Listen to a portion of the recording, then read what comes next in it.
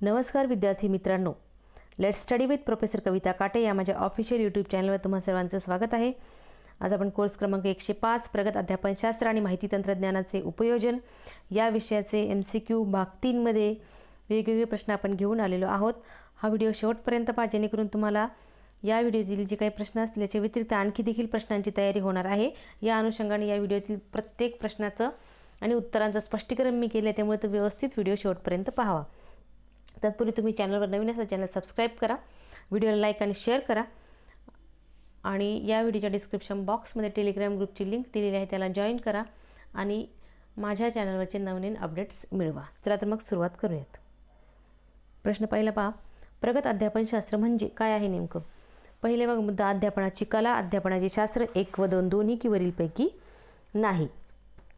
Advance pedagogy, English मीडियमच्या मुलांनी इंग्लिशमधलं प्रश्न पाहायचे आहेत। ॲडव्हान्स पेडागॉगी म्हणजे नेमकं काय आहे? The art of teaching, science of teaching, both 1 and 2, none of above.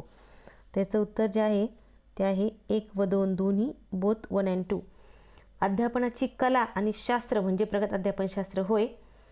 याच्या व्यतिरिक्त अध्यापनशास्त्र ही अध्यापनाची एक पद्धती असून या अध्यापन शास्त्रातील वर्गखोलीमध्ये शिक्षक अध्यापनात विविध अध्यापन तंत्र आणि कौशल्यांचा वापर करतो। या अनुषंगाने अध्यापनशास्त्र म्हणजे काय आहे? हे एक इन्स्ट्रक्शन, थेअरी ऑफ इन्स्ट्रक्शन, सूचना देतो आपण मुलांना। या अनुषंगाने यामध्ये ज्ञान आणि कौशल्य जे आहेत हे विद्यार्थ्यांना प्राप्त करून घेण्यासाठी आणि अनुदेशनामध्ये त्याचा वापर करण्यासाठी मुलांना विशिष्ट परिस्थितीमध्ये त्याचं कथन केलं जातं। याला आपण म्हणतो प्रगत अध्यापन तिथे शास्त्र। पुढील प्रश्न आपण पाहूयात आता। दुसरा प्रश्न आहे, अध्यापनाच्या आकलन, निदान आणि प्रतिसाद या पायऱ्या फिलिप जॅक्सन यांचं जे काही मॉडेल आहे, प्रारूप आहे, याच्या कोणत्या अवस्थेमध्ये येतात? अध्यापन पूर्व अवस्था, प्रत्यक्ष अध्यापन अवस्था, अध्यापनोत्तर अवस्था की वरीलपैकी नाही? Philip Jackson step to diagnose and respond to teaching, what are the stage of model? म्हणजे अशी स्टेज आहे की याच्यामध्ये काय होतं, तिथं डायग्नोसिस करतोय आपण, रिस्पॉन्स करतोय आणि अंडरस्टँडिंग होते मुलांचं। अशी कोणती स्टेप आहे? प्री ॲक्टिव्ह आपण त्याला म्हणतो, प्री टीचिंग की डायरेक्ट टीचिंग किंवा त्याला इंटरॅक्टिव्ह म्हणतो, की पोस्ट टीचिंग की नन ऑफ द अबोव? तर हा जो काही प्रश्न दुसरा आहे त्या प्रश्न दुसऱ्याचं जे उत्तर आहे ते आहे प्रत्यक्ष अध्यापन अवस्था किंवा डायरेक्ट टीचिंग, किंवा याला एक शब्द आहे डायरेक्ट टीचिंगला, इंटरॅक्टिव्ह, लक्षात ठेवायचा शब्द इंटरॅक्टिव्ह हा शब्द आहे त्याला। मग यामध्ये ही जी काही ही अवस्था ही अध्यापनाची दुसरी अवस्था आहे, फिलिप जॅक्सन यांच्या मॉडेलमधली दुसरी अवस्था आहे। या अवस्थेमध्ये काय होते, पहिल्या अवस्थेमध्ये जे काही सांगितलेलं आहे किंवा जे काही ठरवलेलं आहे ते प्रत्यक्ष वर्गात सादर करण्यात जेव्हा वेळ येते त्यावेळेस ह्या अवस्थेला सुरुवात होते। यामध्ये वर्गात विद्यार्थ्यांनी शिक्षकांनी ज्यावेळेस वर्गात प्रवेश करतो शिक्षक, त्यावेळेस वर्गातलं वातावरण समजून घेतो। अशा पद्धतीने मागच्या व्हिडिओमध्ये मी बराचसा याच्यातला भाग स्पष्ट केलेला आहे। शिक्षकांनी स्वतः विद्यार्थ्यांसमोर काही अध्यापन क्षमता, काहीतरी समस्या ठेवायची किंवा काहीतरी आशय ठेवायचा आहे। या अनुषंगाने विद्यार्थ्यांनी देखील शिक्षकांच्या क्षमता, वर्तन, व्यक्तिमत्वाची वैशिष्ट्ये समजून घेण्याचा प्रयत्न करावा। यामध्ये निदानमध्ये काय, शिक्षकांनी विद्यार्थ्यांच्या अंगी असणाऱ्या वेगवेगळ्या क्षमता, आवडीनुसार त्यांचा कल याचा विचार करून त्यांची पातळी ही ठरवायची आहे आणि त्यांना वेगवेगळे प्रश्न विचारून घटकाचे आकलन किती झालेले हे तपासायचं आहे। प्रतिसाद म्हणजेच काय, प्रत्यक्ष अध्यापन करताना शिक्षकाने विद्यार्थ्यांचे निरीक्षण करावे आणि विद्यार्थ्यांनी काय करायचं आहे, शिक्षकाने विचारलेल्या प्रश्नांना उत्तर द्यायचे आहेत। त्यानंतर अध्यापनामध्ये वापरलेले जे काही साधनं आहेत, जे काही तंत्र आहेत यांना पण प्रतिसाद करायचा आहे। यावरून विद्यार्थ्यांचे अध्ययन हे कळणार आहे किंवा त्यावर त्यांचे अध्ययन हे अवलंबून असणार आहे। थोडक्यात या पायरीमध्ये शिक्षक आणि विद्यार्थी यांच्यामधील शाब्दिक अशाब्दिक आंतरक्रिया घडून यायला इथं मदत होणार आहे। त्यामुळे प्रत्यक्ष अध्यापनात या आंतरक्रियांना जास्त महत्त्व दिलेलं आहे। पुढील प्रश्न आपण पाहूयात। प्रश्न क्रमांक 3, विद्यार्थ्यांच्या प्रवेश परीक्षांचे नियोजन व निकाल ऑनलाईन परीक्षेद्वारे जाहीर करणे हे ICTच्या कोणत्या घटकात येते? अध्ययन, अध्यापन, मूल्यमापन, परिसर व्यवस्थापन की प्रकाशन? Planning of students entrance exam and announcing result through the online exams, which component of ICT does this belong to? Study teaching म्हणजेच teaching, learning and teaching, evaluation, premises management and publication? तर प्रश्न क्रमांक 3चं जे उत्तर आहे ते आहे मूल्यमापन किंवा आपण त्याला इव्हॅल्युएशन जे आहे याच्यामध्ये, या घटकामध्ये ICTचे वेगवेगळे घटक आहेत या घटक सगळे वाचून ठेवा. कुठले कुठले अंग आहेत ते तुम्हाला सिलेबसमध्ये दिले, त्यानुसार तुम्ही अभ्यास करा. यामध्ये मूल्यमापन ही एक अंग आहे. प्रश्न क्रमांक 4, विद्यार्थ्यांचा आवाज याचा कोणता अर्थ विपरीत आहे? म्हणजे आपण याला स्टुडंट्स व्हॉइस. पहिला आहे पर्याय अध्ययन अध्यापन प्रक्रियेत आशयाबाबत मत, दुसरा आहे विद्यार्थ्यांच्या भावना, तिसरा आहे विद्यार्थ्यांना जाणवणाऱ्या समस्या जाणून घेणे आणि वरील सर्व. इंग्लिशमध्ये पहा, what is the meant by the voice of student, opinions about the content in the study teaching process, students feeling, understand the problems, student experience आणि ऑल ऑफ द अबोव. तर प्रश्न क्रमांक 4चं जे उत्तर आहे ते आहे ऑल ऑफ द अबोव. जो काही विद्यार्थी आवाज ही जी काही संकल्पना आहे स्टुडंट व्हॉइस, यामध्ये विद्यार्थी केंद्रित शिक्षण पद्धती ही विद्यार्थ्यांचे अध्ययन अध्यापनाविषयीचे काय मत आहे हे जाणून घेण्यासाठी आहे. मग यामध्ये विद्यार्थ्यांची मत जाणून घेण्याचे वेगवेगळे प्रकार आहेत. मग त्यामध्ये तुम्ही मुलांना निर्णय घेण्याच्या प्रक्रियेमध्ये मुलांचे मत जाणून घ्या. त्यानंतर अभ्यासक्रमविषयी दृष्टिकोन कसा आहे, शालेय जे काही घटक आहेत त्या घटकामध्ये मुलं कशा प्रकारे सहभागी होत आहेत, खेळ, नाटकं, संगीत, डान्स, वेगवेगळ्या स्पर्धा, प्रदर्शनं, सायन्स एक्झिबिशन, यामध्ये अभ्यासेतर म्हणजे अभ्यास सोडून इतर कार्यक्रमामध्ये मुलांचा कसा सहभाग आहे, या पद्धतीने तो त्यांचा सहभाग आत्मविश्वास वाढून स्वतःचे मत मांडण्यासाठी मुलांना आपण प्रेरणा दिली पाहिजे. त्यांचा आवाज विद्यार्थ्यांचा वाढवला पाहिजे. विद्यार्थ्यांच्या नेतृत्वाला आपण वाव दिला पाहिजे. याला आपण विद्यार्थी आवाज इथं अपेक्षित आहे. स्टुडंट व्हॉइस याच्याबद्दल एक वाक्य आहे बघा, त्यामध्ये असं म्हटलं, student voice is the individual and collective perspective and actions of student within the context of learning and education. आशय म्हणजे शिकवण्याचा विषय, आशयातील संदर्भ, कार्यक्रम, तत्त्वे आणि योजनांचा स्वीकार करून विद्यार्थ्यांच्या अंगी प्रभावी अध्ययनासाठी क्षमतांचा विकास करणारी कार्यनीती.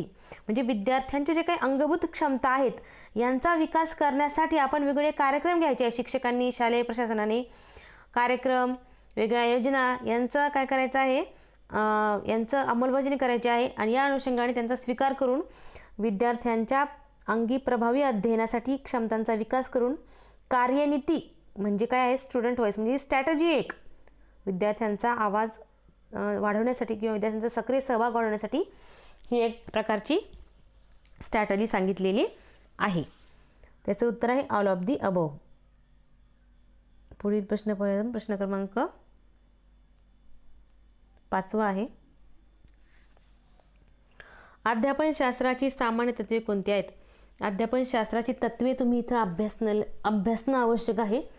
प्रश्न पहा आपले, पर्याय पहा आपले, प्रेरणेचे तत्त्व, कृतीशील अध्ययनाचे तत्त्व, आवडीचे तत्त्व की वरील सर्व. आता अध्यापन शास्त्राची वेगवेगळी तत्त्व सांगितलेली आहेत. त्या अध्यापन शास्त्राच्या तत्त्वांमध्ये अध्यापनाची तत्त्व आणि अध्यापन शास्त्राची तत्त्व ही तुम्हाला अभ्यासणं इथं गरजेचं असणार आहे. मग यामध्ये या प्रश्नाचे जे काही उत्तर आहे ते आहे वरील, या प्रश्नाचं उत्तर आहे 5व्या वरील सर्व. What are the general principles of pedagogy? The principle of motivation is active, principle of activity learning by doing, principle of choice म्हणजेच आपण तिला म्हणतो ऑल ऑफ द अबोव. तर याचं जे उत्तर आहे ऑल ऑफ दी अबोव आहे. याच्या व्यतिरिक्त अध्यापन शास्त्राची तत्त्वे कोणकोणती आहेत? तर सरावाचे तत्त्व, सराव करून घेणं गरजेचं आहे. सर्जनशीलता, क्रिएटिव्हिटी तत्त्व असणं. लोकशाही वातावरण, डेमोक्रेटिक एन्व्हायरमेंट वर्गामध्ये आपण ठेवलं पाहिजे. नियोजन तत्त्व, प्रिन्सिपल ऑफ प्लॅनिंग, नियोजन केलं पाहिजे प्रत्येक गोष्टी शिक्षकांनी. अध्यापनशास्त्र म्हणजेच काय, शिक्षकांनी नियोजन केलं पाहिजे. निवडीचे तत्त्व, निवड, प्रिन्सिपल ऑफ सिलेक्शन. जसं आवड आहे, प्रिन्सिपल ऑफ इंटरेस्ट, तसं निवड पण आहे. या अनुषंगाने विद्यार्थ्यांना काय आणि कसे शिकवायचे याची निवड अचूक रीतीने शिक्षकाला करता येणं आवश्यक आहे. दैनंदिन जीवनाशी संबंध साधण्याचा तत्त्व म्हणजे याला आपण म्हणतो principle of linking with life. असे वेगवेगळे प्रिन्सिपल जे आहेत त्या अध्यापनशास्त्राची सामान्य तत्त्वे सांगितलेली आहेत. 6वा प्रश्न पहा, मूक, MOOC, मूकचा अर्थ काय आहे नेमका? Media online open course, Massachusetts open online course, massive open online course, myriad open online course. त्याचं जे उत्तर आहे ते आहे मॅसिव्ह ओपन ऑनलाईन कोर्स म्हणजेच मूक. या मूकचे जे काही ऑनलाईन प्लॅटफॉर्म आहे याच्यावर अनेक वेगवेगळे कोर्सेस राबवलेले असतात. 7वा प्रश्न पहा, विविधता किंवा भेद ही अध्यापन कार्यनीती कशावर आधारित आहे? समस्या आधारित अध्ययन, मेंदू आधारित अध्ययन, वेब आधारित अध्ययन की परिस्थिती आधारित अध्ययन. आता या ठिकाणी तुम्हाला विविधता म्हणजेच डिफरन्शिएशन जे आहे ते डिफरन्शिएशन माहिती असणं इथे आवश्यक असणार आहे. यामध्ये तुम्हाला सांगितलं मी वेगवेगळे जे काही तंत्र आहेत नवीन, त्याच्यामध्ये विद्यार्थी आवाज, त्यानंतर भेद म्हणजे डिफरन्शिएशन, क्रिटिकल पेडागॉगी, त्यानंतर सिस्टीम अप्रोच, त्यानंतर स्टुडंट विद्यार्थ्यांचा अध्ययन अध्यापन प्रक्रियेत गुंतवणूक किंवा सहभाग, हे ते 5 तत्व सांगितलेले आहेत. त्यातलं जे आहे विविधता किंवा भेद हे कशावर आधारित आहे? पर्याय पहा, समस्या आधारित अध्ययन, मेंदू आधारित अध्ययन, वेब आधारित अध्ययन की परिस्थिती आधारित अध्ययन. Differentiation teaching strategy is based on problem base, brain base, web base की स्टुडंट सिच्युएशन बेस. त्याचं जे उत्तर आहे ते आहे मेंदू आधारित अध्ययनावर ही आधारित आहे. याला आपण म्हणतो विविधता किंवा भेद. आता भेद ही जी संकल्पना आहे यामध्ये भेद म्हणजेच काय, तिथं भेदचा अर्थ आपण इथं लक्षामध्ये घेणं गरजेचं असणार आहे. शिक्षकांनी विद्यार्थ्यांमधील भेद किंवा विविधता ही लक्षात घेतली पाहिजे. विविधता ही एक अध्यापनशास्त्रीय कार्यनीती म्हणजे स्ट्रॅटजी असून आजच्या वर्ग वातावरणातील विद्यार्थ्यांच्या ज्या काही विविध गरजा आहेत त्या गरजा पूर्ण करणारे तंत्र, युक्त्या, क्लुप्त्या यांचा समावेश याच्यामध्ये होतो.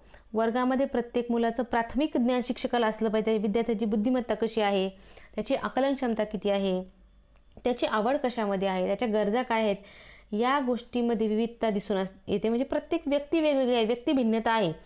त्यामुळे मुलांची पार्श्वभूमी सुद्धा वेगळी, प्रत्येकाची सामाजिक, आर्थिक, कौटुंबिक, भावनिक, मानसिक प्रत्येकाची बॅकग्राऊंड वेगवेगळं आहे. आणि मग ही जी काही भिन्न भिन्न स्वरूपाचं बॅकग्राऊंड आहे म्हणून शिक्षकाने त्या अनुषंगाने प्रत्येक विद्यार्थ्यांची अध्ययनाची गरज काय आहे ती गरज पूर्ण करणारी अध्यापन प्रक्रिया शिक्षकाने तयार केली पाहिजे. वैविध्यपूर्ण अध्यापन पद्धती निवडली पाहिजे शिक्षकाने, जेणेकरून त्या विद्यार्थ्यांची ती गरज आहे या अनुषंगाने तिथं भेद ही संकल्पना आहे. म्हणजेच वर्गातील विविध विद्यार्थ्यांना वेगवेगळ्या मार्गांनी आशयज्ञान म्हणजे विषयाचं ज्ञान मिळवून देण्यासाठी, ज्ञानाची रचना करण्यासाठी, कल्पनांच्या जाणीवेसाठी केली जाणारी कृती म्हणजे विविधता किंवा भेद आहे. हा जो काही भेद आहे ही अध्यापनाची कार्यनीती मेंदू आधारित अध्ययनावर आधारित आहे. म्हणजेच यासाठी शिक्षकाने प्रामुख्याने 5 गोष्टींचा विचार करायचा आहे. आशय कोणता आहे, प्रक्रिया कोणती राबवत आहे, त्यातून आउटपुट काय निघणार आहे, उत्पादन काय असणार आहे, प्रॉडक्ट, त्या प्रक्रियेसाठी अध्ययन वातावरण कसं ठेवायचं आहे, लर्निंग एन्व्हायरमेंट कसं ठेवायचं आहे, आणि मूल्यमापन कशा पद्धतीने करायचे प्रॉडक्टचं. म्हणजे विद्यार्थ्यांचे अध्ययन किती झालेले आहे हे समजावून घेण्यासाठी तिथे अध्यापनादरम्यान मूल्यमापन करावे, अध्यापनाच्या आधी अध्यापन झाल्यानंतर पण करावे, अध्यापनादरम्यान देखील करावे. आणि यावेळेस मग असं ज्यावेळेस निदर्शनास येते त्यावेळेस एकच पद्धती सगळ्या विद्यार्थ्यांनी इथे लागू करणं चुकीचं असणार आहे. त्यामुळे विद्यार्थ्यांनुसार काय करायचं आहे, पद्धती बदलायची आहे. ही लवचिकता शिक्षकाने ठेवणं आवश्यक आहे. मूल्यमापनामध्ये लवचिकता ठेवायची आहे, विद्यार्थ्यांना अध्यापन करताना लवचिकता ठेवायची आहे. याला म्हणतात खरं भेद किंवा विविधता. म्हणजे प्रत्येक विद्यार्थ्याला वेगवेगळ्या ॲक्टिव्हिटीमध्ये गुंतवून ठेवणे आहे, हे महत्त्वाचे काम इथे सांगितलेलं आहे. प्रश्न 8 पहा, विद्यार्थी मत जाणून घेण्याची गरज का आहे? पहा इथे पर्याय काय दिलेत, विद्यार्थ्यांचे सक्रिय अध्ययन होण्यासाठी, विद्यार्थ्यांचा सर्वांगीण विकासाला चालना मिळण्यासाठी, शाळेच्या सुधारणेमध्ये वाव होण्यासाठी की वरील सर्व. तर याचं जे बरोबर उत्तर आहे प्रश्न क्रमांक 8 ते आहे वरील सर्व जे आहेत ते इथं याचे उत्तर सांगितलेलं आहे. Why there is a need to know student opinion किंवा student voice, to be an active learner of student, to give importance to overall development of student, there is room for school improvement म्हणजे शाळा सुधारण्याला संधी पाहिजे, आणि all of the above याचं उत्तर आहे. या व्यतिरिक्त विद्यार्थ्यांमध्ये चांगल्या पद्धतीने शालेय निर्णय घेण्याच्या प्रक्रियेत विद्यार्थ्यांचं मत जर आपण जाणून घेतलं तर वेगवेगळ्या योजना, दृष्टिकोन, रचना यामध्ये सातत्याने सुधारणात्मक बदल हे शाळेमध्ये विद्यार्थ्यांमध्ये होणार आहेत. आणि अर्थातच शालेय वातावरण हे हेल्दी आणि लोकशाहीपूर्ण वातावरण तिथे राहणार आहे. पुढील प्रश्न पाहूयात आपण आता इथे काय दिला आहे तो. प्रश्न आहे 9, विद्यार्थ्यांचा अध्ययन अध्यापन सहभाग या संकल्पनेचा उल्लेख टिंबटिंबमध्ये the latest buzzword in education circle या पुस्तकामध्ये दिसून येतो. 1996, 97, 98 की 99? तर प्रश्न क्रमांक 9चं जे उत्तर आहे 1996मध्ये ही घटना झालेली आहे. The concept of student learning teaching participation is mention in the book the latest buzzword in education circle in 1996मध्ये झालेलं आहे. म्हणजे स्टुडंट एंगेजमेंट महत्त्वाचे आहे. विद्यार्थ्यांना गुंतवून ठेवणं गरजेचं आहे. विद्यार्थ्यांची अध्ययन अध्यापन प्रक्रियेमधली गुंतवणूक ही संकल्पना विद्यार्थ्यांचा शैक्षणिक वातावरणातले सक्रिय सहभाग नोंदवण्यासाठी किंवा त्या सक्रिय सहभागाशी संबंधित आहे. आणि त्यामुळे विद्यार्थ्यांना काय होणार आहे, त्यांना गुंतवून ठेवलं काय होणार, त्यांना लर्निंग एक्सपिरियन्स अध्ययन अनुभव खूप चांगल्या पद्धतीने येणार आहे. आणि अध्ययन अनुभव चांगला मिळाल्यानंतर काय होणार, विद्यार्थ्यांना विषयाचं ज्ञान किंवा विषयाचं आकलन हे चांगल्या प्रकारे होणार आहे. मग कसं गुंतवायचं विद्यार्थ्यांना, त्याची पण वेगवेगळी तत्त्वं आहेत. तत्त्वामध्ये काय काय आहे, विद्यार्थ्यांना निर्णय प्रक्रियेत सहभागी करून घ्यायचं, विद्यार्थ्यांना कायम फीडबॅक द्यायचा, प्रत्याभरण त्यांचं करत राहायचं, त्यांना सांगत राहायचं गुड, बेटर, बेस्ट किंवा साधारण झालं, तुम्ही जेमतेम झालं आहे अशा पद्धतीने मुलांना फीडबॅक करत राहायचं. त्यानंतर सक्रिय सहभागाच्या संधीमुळे विद्यार्थ्यांना काय करायचं आहे, व्यावसायिक आणि सक्रिय नागरिक घडवण्याच्या दृष्टिकोन त्यांच्यामध्ये गुण विकसित करणे, रोजगाराभिमुख गुण विकसित करणे. त्यामध्ये विद्यार्थ्यांना शालेय जीवनात, महाविद्यालयीन जीवनामध्ये आणि सामाजिक जीवनामध्ये संधींचा योग्य प्रकारे फायदा कसा घेता आला पाहिजे याचे ज्ञान देणं. अशा पद्धतीने विद्यार्थ्यांची शैक्षणिक प्रगती जी आहे ती शैक्षणिक प्रगती तिथं सारखी विद्यार्थ्यांना शैक्षणिक प्रगतीमध्ये हातभार शिक्षकांनी लावणं गरजेचं आहे. या अनुषंगाने इथे अध्ययन अध्यापनात सहभाग आहे. पुढे प्रश्न 10वा, चिकित्सक अध्यापनशास्त्राची तत्त्वे खालीलपैकी कोणती आहेत? त्याला म्हणतो आपण क्रिटिकल पेडागॉगी. पर्याय पहा काय काय दिलेले आहेत. शिक्षण विद्यार्थ्यांचा वास्तववादी दृष्टिकोन वाढवण्यावर भर देते. शिक्षणातून विद्यार्थ्यांमध्ये अपेक्षित वर्तन बदल घडून येतात. आणि शिक्षणातून संक्रमण घडते की वरील सर्व. आता चिकित्सक अध्यापनशास्त्र म्हणजे काय तर तुम्हाला माहिती असणं आवश्यक आहे. The principle of critical pedagogy are as follows. Education emphasise on enhancing the realistic outlook of student, making up expected behavioural change in student through education, transition occurs to the education. All of the above. त्याचं जे उत्तर आहे, सगळे पर्याय वाचल्यानंतर आपल्याला असं कळालं की ऑल ऑफ द अबोव हे याचं उत्तर आहे. थोडक्यात चिकित्सक अध्यापनशास्त्र हे जे आहे, हे अध्यापनशास्त्र म्हणजेच काय, ही पण एक कार्यनीती किंवा स्ट्रॅटेजी आहे. याचा पहिल्यांदा शिक्षणात वापर जो केलेला आहे तो पाउली फ्रेरे यांनी याचा वापर केलेला आहे. आणि हेनरी गिरॉक्स यांनी ही विकसित केलेली आहे. यामध्ये चिकित्सक अध्यापनशास्त्र हा अध्ययन अध्यापन प्रक्रियेला प्रेरित करणारा एक दृष्टिकोन आहे. यामधून विद्यार्थ्यांमध्ये क्रिटिकल थिंकिंगची जाणीव, चांगल्या विचारांच्या सवयी, चांगलं लेखन, चांगलं वाचन, उत्तम प्रकारे स्वतःचे शब्द मांडणे, विचार व्यक्त करणे, भाषण, या सगळ्या कौशल्यांचा सखोल विचार केला जातो. आता सगळे वर्गामध्ये आपल्या 100 विद्यार्थी आहे, 100मधले 5 ते 10 विद्यार्थी हे चांगल्या प्रकारे आपलं स्वतःला अभिव्यक्ती करू शकतात. मग आपण काय करायचं आहे, सगळ्या मुलांना अभिव्यक्त होण्यासाठी काय करायचं आहे, प्रेरणा द्यायची आहे. या अनुषंगाने चिकित्सक अध्यापनशास्त्र इथं सांगितलेलं आहे. या चिकित्सक अध्यापन तत्व आपण पाहिली, सगळी याची तत्व ही सांगितलेली आहे. आणखी एक तत्व आहे, शिक्षण ही समाज घडवण्यासाठी मदत करणारी प्रक्रिया आहे. हे खूप मोठं तत्व आहे याचं. त्या अनुषंगाने विद्यार्थ्यांमध्ये बदल आपल्याला घडून आणायचा आहे. 11वा प्रश्न पहा.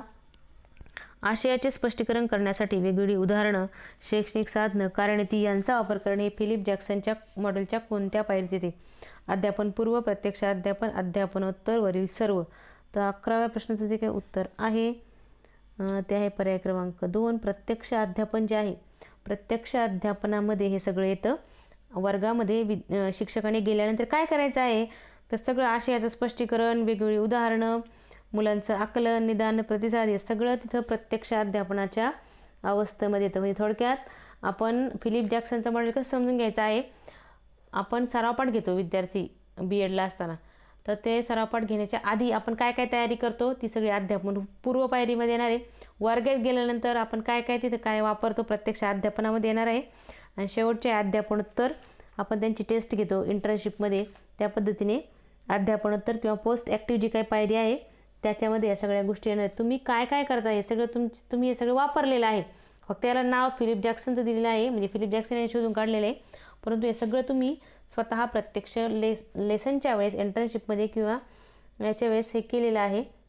या अनुषंगाने तिथे जो काही आपला मुद्दा आहे प्रत्यक्ष अध्यापन, त्या प्रत्यक्ष अध्यापनामध्ये अध्यापनाची आंतरक्रियात्मक अवस्था जी आहे याच्यामध्ये शिक्षक विद्यार्थ्यांना वेगवेगळे शाब्दिक चेतक पुरवतो, स्पष्टीकरण करतो, प्रश्न विचारतो, विद्यार्थ्यांचा प्रतिसाद ऐकतो आणि मार्गदर्शन करतो त्यांना.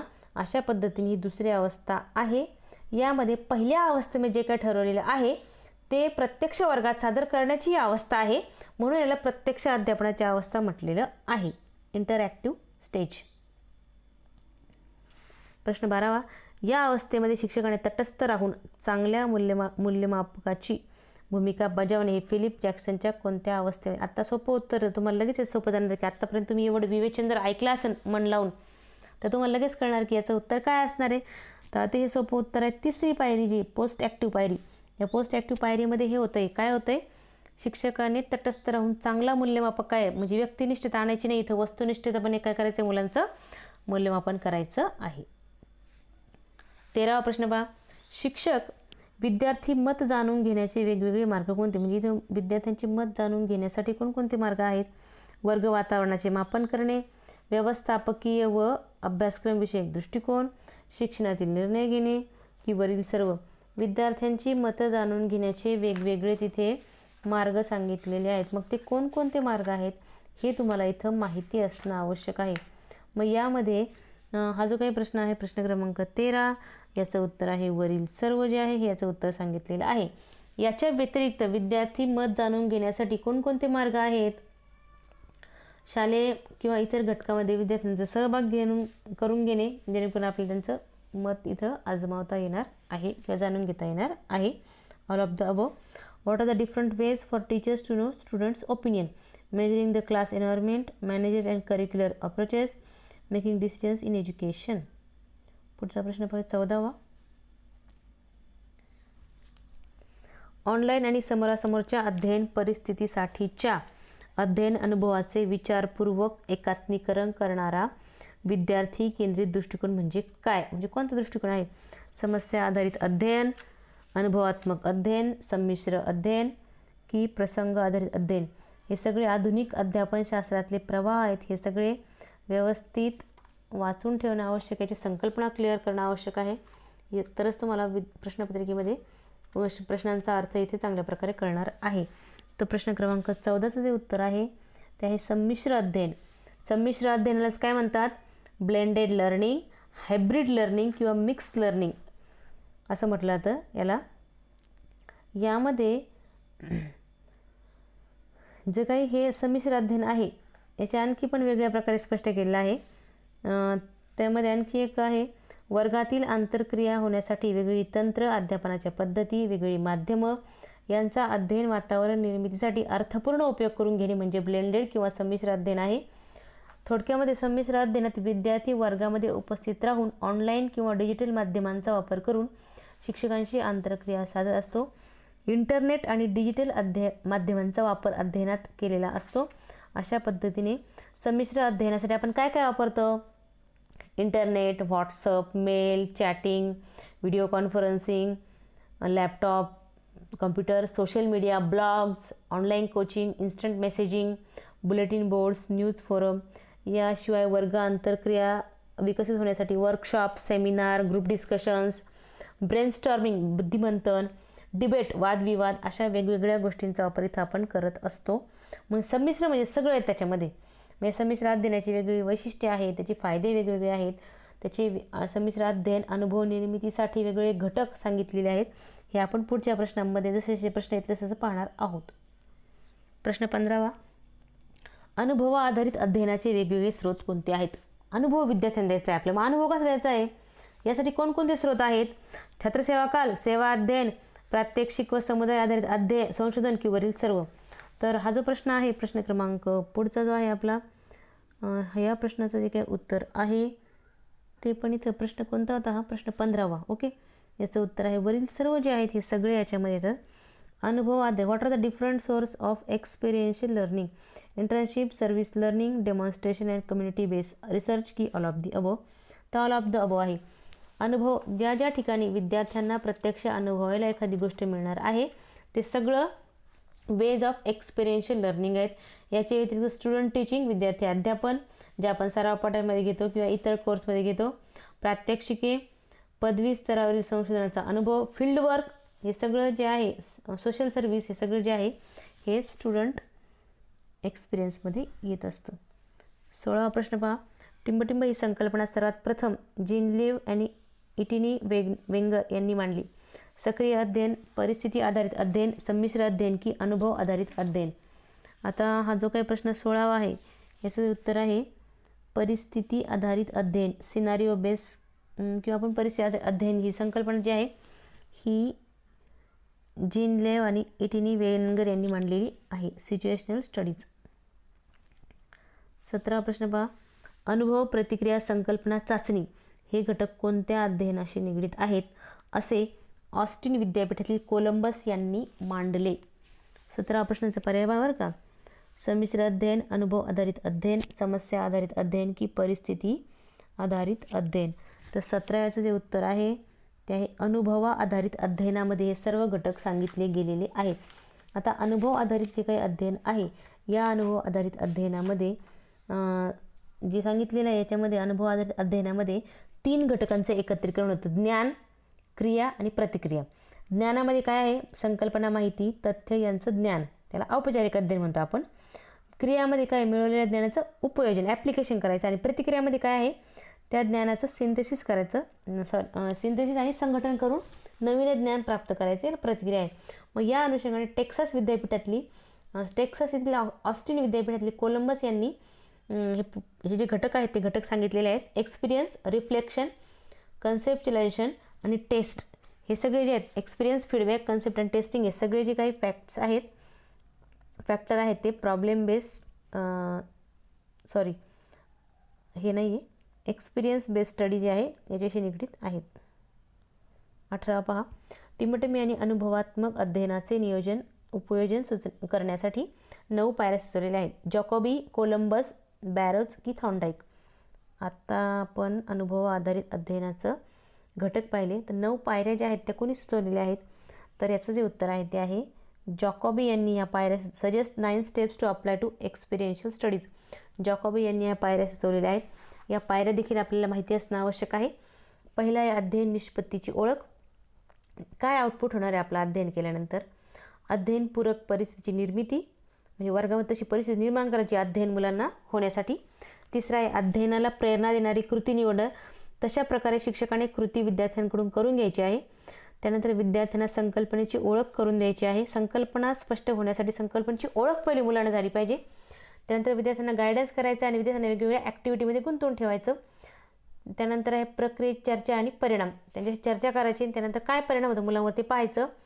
आणि त्यानंतर चिकित्सक प्रतिक्रियेसाठी संरचना ठरवायची, एक विशिष्ट आराखडा आखायचा आणि त्यानंतर विद्यार्थ्यांचं प्रत्यावरण, फीडबॅक घ्यायचं, वेगवेगळ्या टेस्टच्या माध्यमातून फीडबॅक घ्यायचं आणि पुन्हा त्यांचं फीडबॅक घेतल्यानंतर कुठे मुलं चुकत आहेत मग पुन्हा त्यांना अध्ययनासाठी मदत करायची।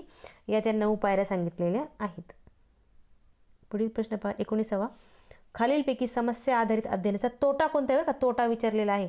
समस्या निराकरण करताना विद्यार्थी स्वतः अनुभव घेतात, या पद्धतीत विद्यार्थी कृतीशील बनतात, एकाच वेळी आशयाच्या ज्ञानाबरोबर त्यांचे उपयोजन देखील करता येते, शिक्षकांच्या अध्यापनाला यामुळे खूप कमी महत्त्व प्राप्त झाले आहे। Which of the following is disadvantage of problem based study, ही 4 पर्याय तिथे दिलेले आहेत। तर इथं डिसएडव्हांटेज विचारलेलं आहे, तर 19चं उत्तर आहे पर्याय क्रमांक 4, शिक्षकांच्या अध्यापनाला खूप कमी महत्त्व प्राप्त झालेलं आहे। कशामुळं, समस्या आधारित अध्ययनाचा हा तोटा आहे। ही सगळी विद्यार्थी केंद्रित पद्धती आहे, विद्यार्थ्यांना समस्या निराकरणाच्या अनुभवातून अध्ययन करता यावे, अध्ययन विद्यार्थी हा करत असतो। याचसाठी प्रॉब्लेम बेस्ड जे काही लर्निंग आहे ते इथे सांगितलं गेलेलं आहे। प्रॉब्लेम बेस्ड लर्निंगची वैशिष्ट्ये वेगवेगळी आहेत, याच्या तत्त्व वेगवेगळी आहेत, आवश्यक बाबी यासाठी वेगवेगळ्या आहेत। या अनुषंगाने याचे फायदे आणि तोटे इथे सांगितले गेलेले आहेत।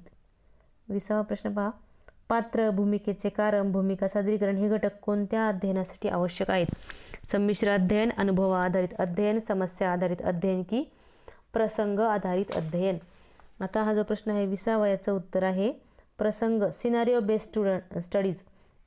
म्हणजेच काय, यामध्ये ही अध्ययन पद्धती देखील समस्या आधारित अध्ययन, क्रियाशील अध्ययन याप्रमाणे मुलांचं जे काही क्रिएटिव्ह आपण म्हणतो त्याला क्रियाशील अध्ययन जे आहे याचा पाठपुरावा करतं. प्रसंग आधारित अध्ययनामध्ये आंतरक्रियात्मक जे काही प्रसंग आहेत यांचा वापर इथे केलेला असतो. मग यामध्ये मुलांना आपण रोल प्ले करायला सांगू शकतो. एखाद्या विशिष्ट प्रसंगाला तोंड देत असताना त्या प्रसंगाशी निगडीत काय करायचं आहे, वेगवेगळे जे काही पात्र आहेत त्यांचे उभे करायचे आहेत. मग यामध्ये प्रसंग आधारित अध्ययनामध्ये त्या प्रसंगामध्ये इतिहासातला एखादा प्रसंग असेल, भूगोलातला एखादा असेल, मराठीतला एखादा असेल, त्या प्रसंगामध्ये भूमिका करणारे पात्र, त्यांची भूमिका, त्यांची कल, नातेसंबंध या सगळ्या जबाबदाऱ्या यांची कल्पना मुलांना देणे आणि त्यांच्याकडून तसं काम तिथे करून घेणे. याच्या व्यतिरिक्त दैनंदिन जीवनामध्ये किंवा इतर ठिकाणी आपल्याला कशा पद्धतीने प्रसंगाला सामोरं जावं लागतं, त्यावेळेस आपली भूमिका कशी असली पाहिजे याचं देखील प्रशिक्षण थोडक्यात यामध्ये द्यायचं आहे. प्रसंग आधारित अध्ययन म्हणजे असं अध्ययन की ज्यामध्ये विद्यार्थी स्वतःला एखाद्या प्रसंगाशी आंतरक्रिया कशा प्रकारे साधता येईल, सुखाचा, दुःखाचा, ज्ञानाचा, वादविवादाचा असे वेगवेगळे प्रसंग असतात आणि आपण कशा प्रकारे या प्रसंगाला सामोरं जाणं किंवा सादरीकरण करणं यामध्ये विद्यार्थ्याला तिथं गुंतवून ठेवायचं आहे. या अनुषंगाने हा प्रसंग आधारित अध्ययन ही एक पद्धतीशास्त्र असून विद्यार्थ्याला एखाद्या वास्तव प्रसंगामधून सखोल अध्ययन आणि जाणीव करण्यासाठी प्रेरित करते. यामध्ये कोणकोणते घटक आहेत, निर्णय घेण्याची क्षमता, परिणाम कसे होतील याचं परावर्तन कसं होतं आणि प्रसंगामधून विद्यार्थ्यांना कोणती गोष्ट शिकायला मिळते यावर तिथं भर दिलेला असतो. यामध्ये प्रसंग आधारित अध्ययनामध्ये जगाशी जवळीक साधणारे वर्णनात्मक घटना, वास्तविक प्रसंग, वेगवेगळ्या गोष्टी जीवनाशी निगडीत असे वेगवेगळे प्रसंग हे असू शकतात. ही पूर्णतः विद्यार्थी केंद्रित अध्यापनाची पद्धती आहे. यामुळे अभ्यासक्रमातले अवघड वाटणारे विषय जे आहेत किंवा आशय जे आहेत ते सोपे करून विद्यार्थ्यांच्या दैनंदिन जीवनाशी याचा संबंध जोडल्यावर ते सोपे होणार आहेत विषय. विद्यार्थ्यांना त्यांच्या भूमिका, आव्हान, आशय यामुळं विद्यार्थी प्रेरित होऊन स्वतः स्वयं अध्ययन करणार आहे आणि स्वतः ज्यावेळेस विद्यार्थी स्वयं अध्ययन करतो त्यावेळेस दीर्घकाळ त्याच्या स्मरणात ती गोष्ट राहणार आहे. धन्यवाद विद्यार्थी मित्रांनो. व्हिडिओ आवडल्यास चॅनलला सबस्क्राईब करा, व्हिडिओला लाईक आणि शेअर करा आणि तुमचं बेल आयकॉन अवश्य प्रेस करून ठेवा.